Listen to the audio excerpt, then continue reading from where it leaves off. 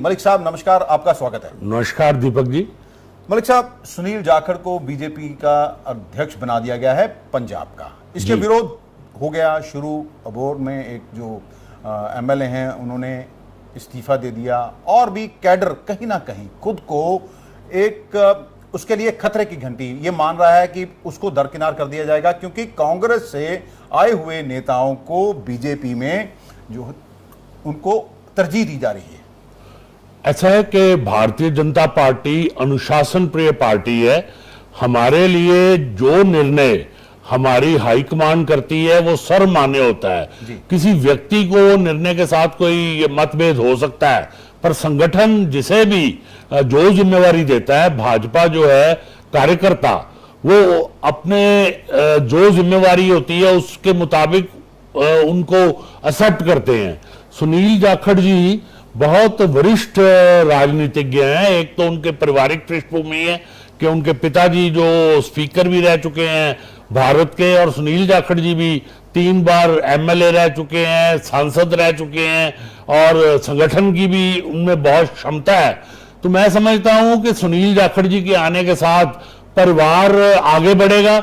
हमारे में ये है कि जो भी अध्यक्ष आते हैं सभी उनका साथ देते हैं, पुराने सब अध्यक्ष उनके साथ होते हैं, और आगे जो है वो कार्य शुरू होता है और सब मिलजुल के भारतीय जनता पार्टी को हम आगे बढ़ाएंगे और भारतीय जनता पार्टी का मुख्यमंत्री बनाएंगे। मलिक साहब, ये कहीं ना कहीं ऐसे लग रहा है कि कैडर जो है बीजेपी का कार्यकर्ता इनसिक्योर फील कर रहा है, क्योंकि बहुत सारे ऐसे कांग्रेसी बीजेपी में शामिल हो गए जिन्होंने कांग्रेस में सत्ता सुख भोगा। उन पर आरोप भी लगे हैं भ्रष्टाचार के। और दूसरी बात जो है, पंजाब में इस समय अगर बात करें 4 पार्टियां हैं। अगर श्रोमणी अकाली दल के साथ गठबंधन नहीं होता है तो बीजेपी चौथे स्थान पर है। और आपको नहीं लगता कि जाखड़ साहब को भी कड़ी मेहनत करनी पड़ेगी बीजेपी को चौथे नंबर से पहले नंबर पर लाना? और ये कैसे संभव होगा, जबकि इलेक्शन में तो 2024 के चुनाव हैं, उसमें तो 8-10 महीने का समय रह गया है। ऐसा है कि हम किसी कंपटीशन में नहीं थे।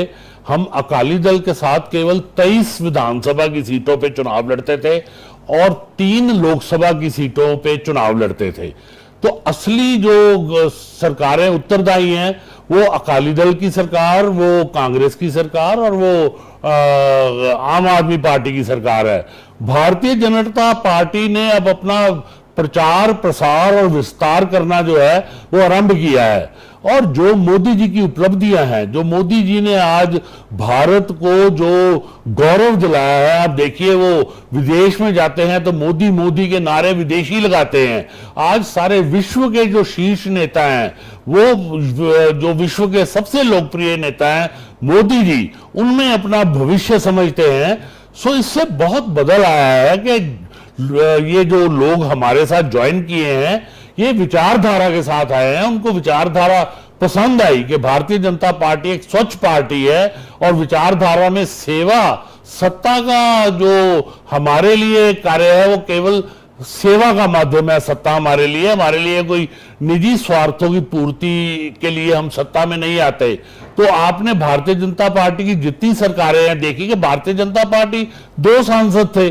सो उससे विस्तार होते होते आज हम 400 के करीब हमारे सांसद हैं, हमारे सबसे अधिक विधायक हैं, हमारे सबसे अधिक मेयर हैं, सबसे अधिक सरपंच हैं, पंच हैं। और भारतीय जनता पार्टी आज एक वट वृक्ष बन के विश्व की, दुनिया की सबसे बड़ी पार्टी बन गई है। 17 करोड़ जो है वो सदस्य हैं भारतीय जनता पार्टी के। तो आज जो पंजाब में लोग इच्छुक हैं, बहुत संख्या में अलग अलग पार्टियों के जो नेता हैं वो आज हमारी विचारधारा को देखकर हमारे में शामिल हो रहे हैं। और अनकंडीशनल है, जितने लोग हमारे में शामिल हो रहे हैं किसी कंडीशन पे वो ज्वाइन नहीं कर रहे, अनकंडीशनल है। सो उस लिहाज से मैं कह सकता हूं कि जाखड़ जी को भी हमारी विचारधारा पसंद आई और आज जाखड़ जी जो अध्यक्ष बने हैं उनके नेतृत्व में हर भारतीय जनता पार्टी का कार्यकर्ता कार्य करेगा। और आने वाले समय में 2024 में भारतीय जनता पार्टी का परचम लहराएगा। जहां मोदी जी तीसरी बार प्रधानमंत्री बनेंगे, उसमें 13 सांसद जो है वो भारतीय जनता पार्टी के होंगे और उसके बाद 2027 में मतलब पंजाब से अवश्य आपका कहना ये है कि पंजाब से 13 की 13 सीटें बीजेपी जीतेगी, आपका ये कहना है? बिल्कुल 13 की 13 सीटें भारतीय जनता पार्टी जीतेगी और उसके बाद 2027 में पंजाब का मुख्यमंत्री भारतीय जनता पार्टी का होगा, क्योंकि सबको लोगों ने आज देख लिया। आज आम आदमी पार्टी की सरकार है, लॉ एंड ऑर्डर का बुरा हाल है, आज आतंकित है आम आदमी, आज आतंकवाद जो है वो अपने पैर पसार रहा है पंजाब में। आज पंजाब में पावर कट लग रहे हैं, जो सरप्लस पावर स्टेट थी आज अंधेरे में पंजाब डूब गया है। आज पंजाब में भ्रष्टाचार का बोलबाला है, आज पंजाब में मिस गवर्नेंस है, विजिबल सरकार नहीं है। तो उस लिहाज से मैं समझता हूं कि अब एक ही विकल्प, सब सरकारों को देख लिया पंजाब वालों ने, अब अगला मौका जो है वो भारतीय जनता पार्टी को मिलेगा और भारतीय जनता पार्टी का मुख्यमंत्री जो है वो पंजाब में होगा। ईश्वर जी, आप तो ये कह रहे हैं, देखिए मोदी साहब का स्वागत भी हुआ अमेरिका जी, में जी। लेकिन विपक्ष जो है वो हमेशा ये आरोप लगाता है कि बीजेपी सरकारी एजेंसियों का दुरुपयोग कर रही है, ईडी पीछे लगा दी जाती है, सीबीआई लगा दी जाती है। हाल ही में देखिए, और ये भी आरोप लगते हैं कि बीजेपी सरकारें तोड़ने में, पार्टियां तोड़ने में माहिर है। पहले महाराष्ट्र में क्या हुआ, उद्धव ठाकरे की जो शिवसेना थी उससे तोड़े, एकनाथ शिंदे आ गए, अब एनसीपी जो इसमें से अजीत पवार जी आ गए और उनके साथी आ गए। इन पे बहुत सारे ऐसे लोग हैं जिनके ऊपर भ्रष्टाचार के आरोप हैं। तो विपक्ष का ये मानना, लोग भी ये कहते हैं कि बीजेपी के पास ऐसी कौन सी मशीन है, जब दूसरी पार्टी में बंदा होता है तो वो भ्रष्टाचारी बीजेपी में आ जाता है तो उसके सारे भ्रष्टाचार के दाग जो हैं वो धुल जाते हैं।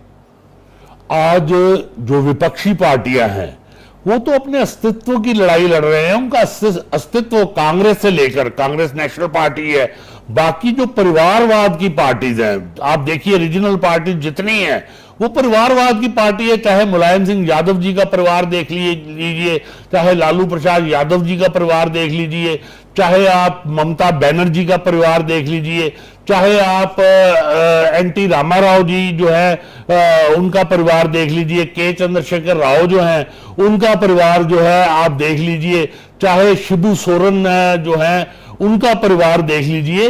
ये सभी पार्टियां जो है परिवारवाद वाली, आज जनता का विश्वास उनसे उठ गया है, क्योंकि वो अपने परिवार के स्वार्थों का पूर्ण करती रही और जनता कराती रही। एक भारतीय जनता पार्टी है जो परिवारवाद की पार्टी नहीं। मैं सांसद भी रहा हूं, मैं मेयर भी रहा हूं, मैं भारतीय जनता पार्टी पंजाब का अध्यक्ष भी रहा हूं, और उसमें योग्यता देखी जाती है, परिवार नहीं देखा जाता। सो उस लिहाज से आज भारतीय जनता पार्टी के सामने सब बौने हो गए हैं और आपसी विचार जिनके थे आपस में मिलते नहीं थे। ये पार्टियां ही थी जो एक दूसरे को गाली, केजरीवाल थे ये सबको गाली देते थे, आज सबके दरवाजे पे जा रहे हैं। ये सब लोग मिलके जो गठबंधन बना रहे हैं वो गठबंधन भ्रष्टाचार का गठबंधन है।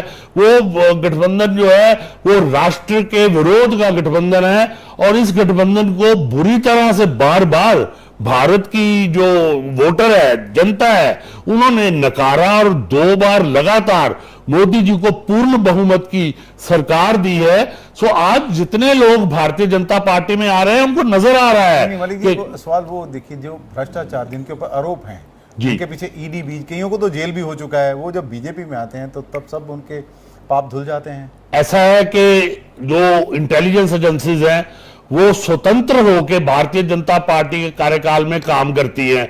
अब ये इन लोगों को जिनका मैंने नाम लिया, ये घोटालों में, भ्रष्टाचार में लिप्त रहे। इन्होंने भ्रष्टाचार करके ये देश को दीमक की तरह चाट गए। इन्होंने आम आदमी की रीढ़ की हड्डी तोड़ दी, तभी सबने पूर्ण बहुमत से मोदी जी को प्रधानमंत्री बनाया और मोदी जी ने मस्तक टेक कर पार्लियामेंट में उसको संविधान का मंदिर बताकर ये शपथ ली थी, ना भ्रष्टाचार करूंगा ना भ्रष्टाचार करने दूंगा। सो ये एक चुनाव में किया वादा था जिसको मोदी जी ने पूरा किया।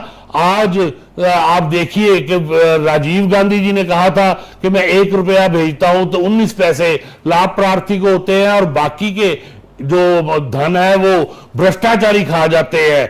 माना था राजीव गांधी ने, पर उसका कोई उन्होंने किसी तरह से उसको ठीक नहीं किया। ठीक किसने किया? मोदी जी ने किया। उन्होंने जनधन योजना में आज 58 करोड़ जो खाते हैं वो आम आदमी के हैं। अब जो बेनिफिट है, जो लाभ है, वो डायरेक्ट जाता है। तो मैं इसलिए आपका जवाब थोड़ा विस्तृत दे रहा हूं कि इसमें आज वो जो लोग आ रहे हैं हमारे से, वो पूरी तरह से हमारे से प्रभावित होके, हमारी विचारधारा से प्रभावित होके पार्टियां टूट रही हैं और उनके लोग हमें ज्वाइन कर रहे हैं। और उनमें किसी तरह का कोई ऐसा नहीं है जिसको किसी प्रकार का कोर्ट ने आरोपी किसी को कोर्ट ने सजा दी हो। तो उस लिहाज से जब तक कोई आरोप लगता है, जब तक ऐसी बात नहीं होती, जब सजा होती है तो तब जाके किसी को प्रॉब्लम होती है। एक बंदा 2 साल की जेल काटा है जिसमें से। चलिए आगे बढ़ते हैं। मलिक साहब, आपने बात की है कि अमेरिका में गए मोदी साहब वहाँ, लेकिन कांग्रेस वाले आरोप लगा रहे हैं, कहते हैं वहाँ पर ड्रोन डील हुई है, कि ड्रोनाचार्य की बात कर रहे हैं। पवन खेड़ा का भी बयान सामने आया था, वो कहते जी सेना ने तो मांगे 18 थे, इन्होंने 31 ड्रोन किस लिए सौदा किया। और ये भी आरोप लगा रहे हैं कि महंगा 3-4 गुना महंगा ड्रोन खरीद लिया गया है। कांग्रेस राष्ट्र विरोधी है और कांग्रेस के नेता राहुल गांधी आज तक ये पहले देखा नहीं था कि जब प्रधानमंत्री किसी भी पार्टी के विदेश में जाते थे तो सबके प्रधानमंत्री होते थे, वहां राष्ट्र के गौरव का प्रश्न होता था। अब राहुल गांधी जाके देश के विरुद्ध बोलते हैं वहां विदेशों में जाके, तो आप देखिए कैसे नेता हैं। सो प्रधानमंत्री जी का पहले देखिए राफेल हुआ तो उसके ऊपर इन लोगों ने आरोप लगाया और इनको इतना अपमानित होना पड़ा कि सुप्रीम कोर्ट में जाकर राहुल गांधी को माफी मांगनी पड़ी कि मैंने ये आरोप गलत लगाया था। तो आज विरोधियों के पास भाजपा के खिलाफ कोई मुद्दा नहीं रह गया, क्योंकि इतना विकास भारतीय जनता पार्टी के शासन में हुआ। इतना जो गरीब आदमी थे, जो पिछड़े आदमी थे, जो बैकवर्ड क्लासेस थी, जो एसटी थे, अनुसूचित जाति के, इस भारतीय जनता पार्टी की सरकार उनकी सरकार है, आम आदमी की सरकार है। और दीनदयाल उपाध्याय जी ने जो हमें विचारधारा दी थी कि तभी इस देश का कल्याण होगा कि जब जो पंक्ति है उसमें आखिरी में जो आदमी खड़ा है उसको लाभ मिलेगा। उसी को विचार को लेते हुए आज भारतीय जनता पार्टी की सरकार चल रही है। आम आदमी को लाभ मिला है, आज शौचालय मिले हैं, आज घर घर गैस का कनेक्शन मिला है, आज घर घर तक सड़क बनी है, आज जो किसानों को है उनको पेंशन मिली है, हर व्यक्ति को लाभ मिला है। आज देश की रक्षा व्यवस्था जो है वो आगे से कहीं बेहतर है। आज देश जहां 10वीं इकोनॉमी पे था, आज 5वें नंबर पे देश मोदी जी लेकर आए हैं विश्व में इकोनॉमी में। और बहुत जल्द भारत जो है वो 3रे नंबर पे होगा और बहुत जल्द भारत एक बार फिर विश्व गुरु बनेगा, एक बार फिर विश्व शक्ति बनेगा, एक बार फिर विश्व जो है वो बड़ी ही विश्वास और आस के साथ भारत की ओर देख रहा है कि जो विश्व का कल्याण है वो भारत के हाथ में है। मलिक साहब थोड़ा सा ये है कि बीजेपी अपना कहती है कि हमारा ये एजेंडा है, लेकिन पार्टियां जो विपक्ष है वो हमेशा ही ये आरोप लगाता है कि बीजेपी जोड़ तोड़ में माहिर है। अब कहते हैं कि जहां पर बीजेपी की सरकार नहीं है जिस राज्य में, वहां पर ये राज्यपाल को बिठा दिया है, वो हमें तंग करते हैं जी। भले ही दिल्ली में आम आदमी पार्टी की सरकार हो, वहां पर उनके साथ उपराज्यपाल के साथ उनका वीके सक्सेना के साथ अरविंद केजरीवाल जी का जो है वो कहीं ना कहीं 36 का आंकड़ा रहता है जो वो कहते हैं जी। पंजाब में मान साहब मुख्यमंत्री भगवंत मान और अपने जो गवर्नर हैं बनवारी लाल पुरोहित जी, उनका आपस में रहता है। अभी पीछे ही विधानसभा में एक 4 बिल पारित कर दिया गया कि अब चांसलर जो है वो गवर्नर साहब नहीं होंगे, मुख्यमंत्री होगा। मतलब क्यों आरोप क्यों लगते हैं? कहते हैं हमें ठीक ढंग से काम नहीं करने दिया जा रहा। बीजेपी डिक्टेटरशिप जी है वो लाना चाहती है। विपक्षी पार्टियां आज हताश होकर, उनका वोट बैंक खिसक गया है तो संविधान के साथ छेड़छाड़ कर रही हैं। ये भारत का संविधान है, यहां राज्यपाल जो है उनके संविधान में उनको जो संविधान के अनुरूप उनको शक्तियां मिली हुई हैं, ये मुख्यमंत्री जो इनके विपक्ष के हैं वो सैबोटाइज करना चाहते हैं, वो संविधान को छेड़छाड़ करना चाहते हैं। जितने प्रश्न आपने किए, हमारे राज्यपाल जो है वो संविधान के मुताबिक काम करते हैं। मैं याद कराऊंगा कि कांग्रेस के राज्य में संविधान से छेड़छाड़ करके कितनी सरकारें जो थी वो बर्खास्त की गई थी, लोकतंत्र का मजाक उड़ाया गया था। भारतीय जनता पार्टी की सरकारें उन्होंने बर्खास्त कर दी थी। आज मोदी जी के 9 वर्ष के सुशासन में एक भी सरकार ऐसी नहीं है विपक्ष की जिसको बर्खास्त किया गया है। पर राज्यपाल की जो शक्तियां हैं उसको ये लोग जो है चैलेंज कर रहे हैं। मैं समझता हूं कि इन लोगों का हताशा में अब संविधान पे विश्वास नहीं रहा है। सो मैं इन मुख्यमंत्रियों को ये कहूंगा कि आप जनता में जाकर कार्य कीजिए। आप जो आपको जनता ने विपक्षी पार्टियों को जहां मौका दिया है वहां अपने आप को सफल करने का प्रयास कीजिए, ना कि नकारात्मक राजनीति लेके राज्यपाल जो है उनका अपमान करे। अच्छा मलिक साहब, तमाम पार्टियों की एक ही मंशा है, कह रहे हैं कि किसी ना किसी 2024 में नरेंद्र मोदी को प्रधानमंत्री बनने से रोकना। विपक्ष इकट्ठा हो रहा है, एक बैठक पटना में हो चुकी है, अगली बैठक कहते हैं शिमला में होने जा रही है। 1-to-1 फाइट कह रहे हैं कि क्षेत्रीय पार्टियां सभी एक हो जाएं। आखिरकार नरेंद्र मोदी से इतना डर क्यों? और अगर ऐसा होता है, अगर सभी विपक्षी पार्टियां एक हो जाती हैं, तो क्या आप समझते हैं कि बीजेपी के लिए नरेंद्र मोदी को तीसरी बार प्रधानमंत्री बनाने का जो सपना है वो कहीं ना कहीं टूट सकता है? आज भारतीय जनता पार्टी के पास विश्व के सबसे लोकप्रिय प्रधानमंत्री जो है, नेता हैं जो नरेंद्र मोदी जी, वो हैं। और आगे भी नरेंद्र मोदी जी ही आने वाले हैं 2024 में। ये निजी स्वार्थों से जुड़ी, जैसे मैंने कहा, ये परिवारवाद वाली पार्टियां आज भ्रष्टाचारी इन विरोधियों में हाहाकार मचा दिया है। भारतीय जनता पार्टी की जो सरकार है कि आज उनके अस्तित्व का प्रश्न आ गया है, तो वो अपना हाथ पकड़ रहे हैं। ये लोग तो एक दूसरे के खिलाफ चुनाव लड़ते रहे, आरोप लगाते रहे। आज केजरीवाल ने लालू प्रसाद यादव, मुलायम सिंह यादव, ममता जी, इनके ऊपर कई आरोप लगाए और आज उनके घरों में जा रहे हैं अपने अस्तित्व को बचाने के लिए, हाथ पकड़ने के लिए। देश की जनता जो है वो पूरी तरह से समझदार हो गई है, शिक्षित हो गई है। उनको पता है कि इस देश का गौरव जो है वो प्रधानमंत्री नरेंद्र मोदी जी के नेतृत्व में होगा। तो जैसे 2 बार सरकार बनी है, तीसरी बार 400 से अधिक सांसदों के साथ भारतीय जनता पार्टी की सरकार एक बार फिर प्रधानमंत्री नरेंद्र मोदी जी के नेतृत्व में बनेगी और ये पार्टियां जो है इनको अपने भ्रष्टाचार का पूरा दंड मिलेगा। अच्छा मलिक साहब, अरविंद केजरीवाल हो या भगवंत मान हो, वो हमेशा आरोप लगाते हैं, 1-2-3 चीजें ही बात करते हैं।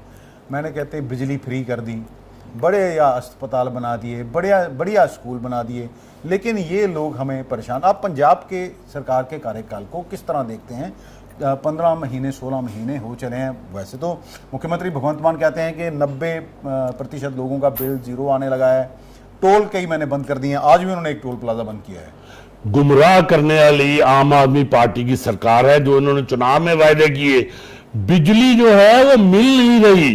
मैं उनको, मुख्यमंत्री को ये पूछूंगा कि आप तो बिजली नहीं दे रहे हो, इतने पावर कट्स लग रहे हैं, आपके जो थर्मल प्लांट्स हैं वो बंद हो रहे हैं, तो आप, जनता हाहाकार जनता में है कि पावर सरप्लस स्टेट थी। हमारी इंडस्ट्री को हमारी पूरी पावर मिलती थी जब हमारी सरकार थी यहां पंजाब में। आज यहां के जो कृषि में है उनको पूरी पावर मिलती थी। तो मैं भगवंत मान जी को पूछूंगा कि आपके पास तो पावर ही नहीं है तो फ्री क्या किया? और ये तो पूरा झूठा प्रचार है। जो पुराने हॉस्पिटल्स हैं उनको जो है नाम बदल रहे हैं और कोई नया स्कूल, कोई नया कॉलेज, कोई नया अस्पताल इन्होंने नहीं खोला। और 1,000 रुपया इन्होंने बहनों का कहा था। आज तो बहनों के साथ भी धोखा किया कि 1,000 रुपए आपके खाते में आएंगे। वो 1,000 रुपए आज कहां है? आज मिस गवर्नेंस है, सरकार कहीं नजर ही नहीं आ रही। आज आतंकित है जो आम आदमी है। आज लॉ एंड ऑर्डर का बुरा हाल हो गया है। आज जनता जो है वो घबराई हुई है क्योंकि कई जगह बम विस्फोट हो रही है, चोरियां हो रही हैं, डाके बज रहे हैं, स्नैचिंग्स हो रही हैं और फिरौतियां लेके लोगों का अपहरण हो रहा है। सो ऐसी विषम परिस्थिति में ये सरकार पंजाब को ले आई है, और जनता जो है वो आज बहुत पछता रही है कि उन्होंने क्यों इस सरकार को वोट दिया, कि इस सरकार के जो शासन था, कुशासन मैं उसको कहूंगा, उसमें जनता कहीं भी सुरक्षित नहीं है। ये खुद अपने आदमियों को सिद्ध कर रहे हैं कि वो भ्रष्टाचार में लिप्त हैं, और रोज कोई नई न्यूज आ जाती है कि आम आदमी पार्टी का वो आदमी पकड़ा गया, वो पकड़ा गया। तो ये पहली बार हुआ है कि ये लोग जो भ्रष्टाचारी सत्ता में आ गए हैं, आज सत्ता में आने के ऊपर पंजाब जो है वो विषम परिस्थितियों में फंसा पड़ा है। सवाल ये है कि देखिए, कैप्टन अमरिंदर सिंह जब मुख्यमंत्री थे, उन्होंने खुद कहा था कि मेरे मंत्री, मेरे विधायक जो हैं वो माफिया में शामिल हैं, रेत पर इनका कब्जा है, दूसरे जो ट्रांसपोर्ट माफिया पर इनका कब्जा है। 40 लोगों के नाम उन्होंने कहते थे, मैंने आला कमान को बताए हैं। अब वही आपके साथ हैं, बीजेपी के साथ हैं, ये भी एक क्वेश्चन मार्क तो कहीं ना कहीं खड़ा होता है ना जी। ऐसा है कि कांग्रेस के लोग जो भ्रष्टाचार में लिप्त थे उनके ऊपर केस भी बन रहे हैं, तो वो भ्रष्टाचार का उनको दंड मिलेगा ही मिलेगा। जहां तक कैप्टन अमरिंदर सिंह जी का प्रश्न है, वो हमेशा राष्ट्रवादी रहे, ये सबसे बड़ा उनका गुण रहा। कि आप देखिए कि जब पाकिस्तान ने कैप्टन अमरिंदर सिंह जी और नवजोत सिंह सिद्धू को बुलाया, तो उस समय नवजोत सिंह सिद्धू तो चले गए, जनरल से जफ्फी भी डाल ली जाके जनरल बाजवा के साथ, और वहां जो गुलाम कश्मीर के राष्ट्रपति थे वो उनके साथ बैठे हुए थे। गोपाल सिंह चावला जो था उसके साथ उनकी बैठे हुओं की वहां पे न्यूज आई।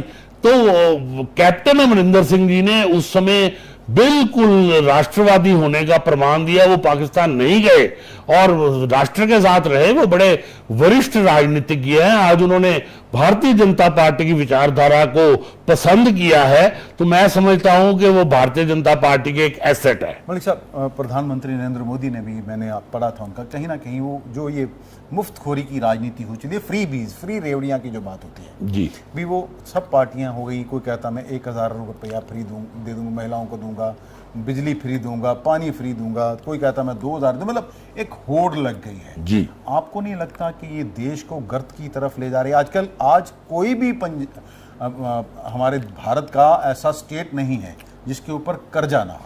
तो आपको नहीं लगता, आप बहुमत में हैं, प्रधानमंत्री नरेंद्र मोदी दृढ़ इच्छा शक्ति रखते हैं, तो इसके लिए कोई ठोस कानून, सुप्रीम कोर्ट भी इसके ऊपर सख्त सवाल उठा चुका है, कोई ऐसी चीज आए ताकि लोगों को काम दिया जाए, लोगों को भिखमंगे भिखारी ना बनाया जाए?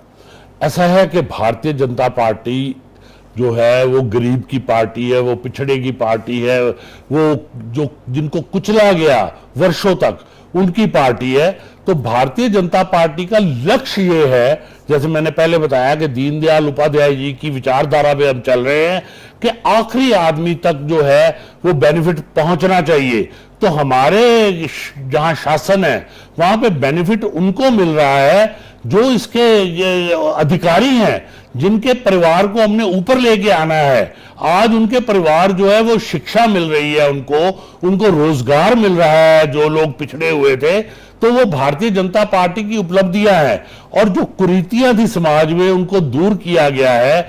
आज ट्रिपल तलाक को खत्म किया गया है, आज कश्मीर को भारत का अभिन्न अंग बनाया गया है। सो हमारा तो सुशासन में विश्वास है, जबकि विरोधी पार्टियां जो है जो भी वो फ्री देती है उसमें, जैसे राजीव गांधी जी ने कहा, उसमें जो दलाली होती है कि राजीव गांधी जी तो कांग्रेस के प्रधानमंत्री थे, उन्होंने खुद माना कि 81% जो हम बेनिफिट देते हैं वो दलाल खा जाते हैं। तो यही फर्क है विचारधारा का कि मोदी जी की सरकार में 100% जो लाभ है वो लाभ प्रार्थी के खाते में जाता है बेनिफिट। पर ये हमारा एक लक्ष्य एक है कि जो देना है वो लाभ प्रार्थी को मिले। जैसे किसानों के लिए पैकेज आया, व्यापारियों के लिए पैकेज आया, जैसे हमारी महिलाओं के लिए पैकेज आया। आज जस्ट ए मिनट, प्रधानमंत्री जी का कितना लंबे समय से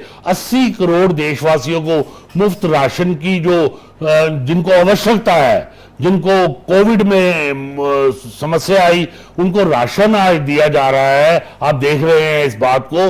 आज 6,000 रुपए की पेंशन किसानों को दी गई, जो हमारा अन्नदाता है। ये पहले क्यों नहीं दी गई?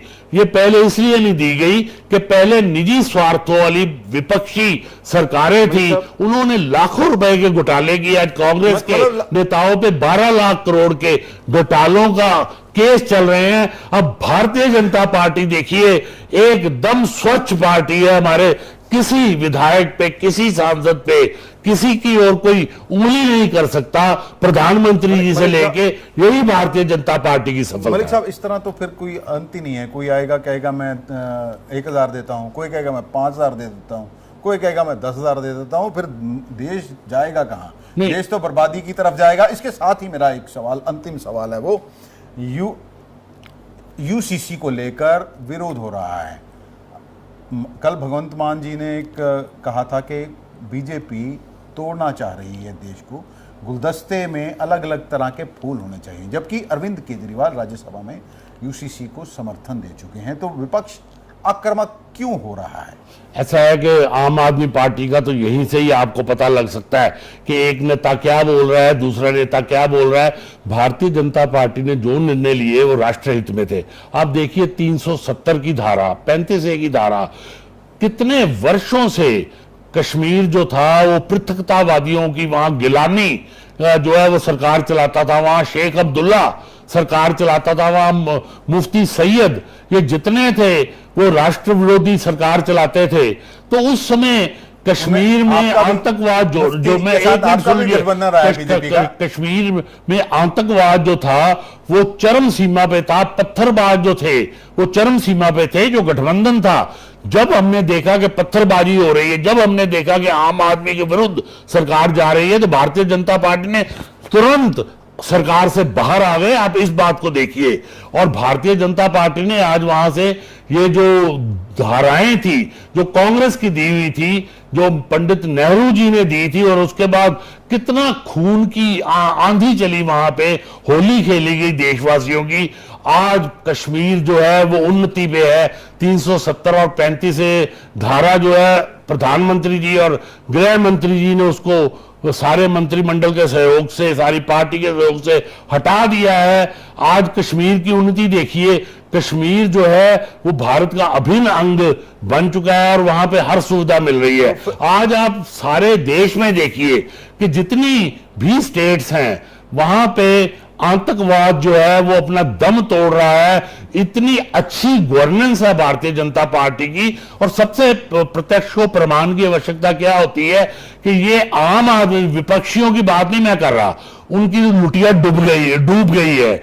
मैं बात कर रहा हूं देश की जनता का, कि जो अब दशकों के बाद 2 बार उन्होंने प्रधानमंत्री नरेंद्र मोदी जी की पूर्ण बहुमत की सरकार बनाई है और तीसरी बार फिर प्रधानमंत्री मोदी जी की पूर्ण बहुमत की सरकार बनेगी। और मैं ये वादा करता हूं कि इन सरकारों के बाद भारतीय जनता पार्टी के नेतृत्व में देश जो है वो विश्व में सर्वोच्च स्थान पे पहुंचेगा। ये भारतीय जनता पार्टी का लक्ष्य है। मलिक साहब, वही लास्ट क्वेश्चन, फ्री बीज, इस तरह तो कोई अंत ही नहीं है कि कोई 1,000 कहता है, कोई 5,000 कहता है, कोई 10,000 कहता है। इस तरह तो देश बर्बादी की ओर चलेगा। जिस किसी को काम की जगह पानी फ्री दिया तो पानी धरती से खत्म हो रहा है, जिसको पैसा मुफ्त मिलता है, खाने को मुफ्त मिलता है, वो क्यों काम करेगा? तो हम तो भिखमंगे बना रहे हैं उनको। लोगों को रोजगार देना चाहिए। इस तरफ ऐसा है कि भारतीय जनता पार्टी, मैंने फिर वही आपको मैं इसका रिप्लाई दूंगा कि भारतीय जनता पार्टी वही कहती है जो करती है। ये सिद्ध किया कि जो भारतीय जनता पार्टी ने, जो निम्न स्तर के लोग थे, जो आजादी के बाद आज तक जो मूलभूत सुविधाओं से वंचित थे, उनके लिए कार्य किया है। बाकी ये जो जिनका अस्तित्व खत्म हो रहा है वो झूठे वायदे करते हैं। आप देखिए विपक्षी पार्टियां, इनके जब राज्य थे तो उस समय भारत का स्थान क्या था? क्योंकि इनका लक्ष्य भ्रष्टाचार था। ये झूठे वायदे करते थे जिनको पूरा नहीं करते थे। मोदी जी ने एजेंडे के मुताबिक आज सूची में एक पुस्तक जो है वो लिखी गई है कि मोदी जी की उपलब्धियों के ऊपर इतनी उपलब्धियां हैं कि आज पंजाब के लिए भी मोदी जी ने 84 के जो दंगे थे, मैं 2 मिनट लूंगा दीपक जी आपके, उन्होंने 84 के दंगे जो हुए जहां निर्दोष सिखों के गले में टायर डालकर जलाया गया, तो तो कांग्रेस के लोग उत्तरदायी थे, उन्होंने जांच बंद कर दी थी। मोदी जी ने एसआईटी बना के जांच शुरू की, 5 लाख रुपए का जो अनुदान था वो उनको दिया, और आज उसके बाद कांग्रेस के नेता सज्जन कुमार और लोग जेल की सलाखों के पीछे है। आज जो कांग्रेस के कारण 70 वर्षों तक मांग थी कि जो करतारपुर साहब का खुले दर्शन दीदार पंजाबियों की, सिखों की मांग थी, वो उस समय जब पार्टीशन था तो उस समय बड़े आसानी से हो सकता था। 2 किलोमीटर दूर गुरुद्वारा था, उन्होंने इस गुरुद्वारे को पाकिस्तान में जाने दिया। आज उसके खुले दर्शन जो है वो मोदी जी ने कराए। आज गुरु नानक देव जी के 550 वर्षीय जो जन्म दिवस थे वो भारतीय जनता पार्टी ने मनाया। गुरु तेग बहादुर जी का 400 वर्षीय जो जन्म दिहाड़े थे वो भारतीय जनता पार्टी ने मनाया। आज जलियांवाला बाग का जहां प्रधानमंत्री जी ने मुझे ट्रस्टी बनाया, ये पहला ट्रस्ट जो है भारतीय जनता पार्टी का आया, तो उसमें सौंदर्यीकरण हुआ जलियांवाला बाग का। बहुत सवाल है, लेकिन मैं 1 मिनट लूंगा। जलियांवाला बाग का विकास हुआ, आज सारे देश में घर घर तक सड़क पहुंची, घर घर तक बिजली पहुंची, घर घर तक रोजगार पहुंचा, और घर घर तक कानून व्यवस्था जो भारतीय जनता पार्टी की सरकारें हैं वो कानून व्यवस्था वहां पे स्थापित की गई।